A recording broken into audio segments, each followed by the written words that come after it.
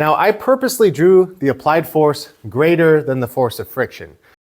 Which direction does the net force act on this book? In other words, in which direction is the overall force pointing? You can probably tell that the net force points to the right because there's more applied force from my hand than there is from the friction that's trying to slow it down, okay? And of course, if the net force points to the right, guess which way this book accelerates? To the right. And that brings us to the most important thing to remember about force and acceleration. Whichever way the net force points is the same direction that an object will accelerate in. Okay, so what about the moment after the textbook leaves my hand? So imagine I'm pushing it and then I let go and the book starts sliding on its own, okay?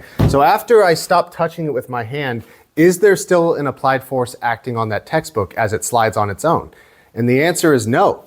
So this force is now gone. Are these two forces still here? Of course, it's still on a desk, so there has to be a normal force. There's still a planet Earth beneath us, so it has to be pulled down with gravity. But now our diagram looks like this. So when you look at this diagram now, in which way is the net force pointing? Well, it's very clear that the net force, the overall force, is now to the left. And if the net force is pointing to the left, in which direction is this textbook accelerating as it slides to the right?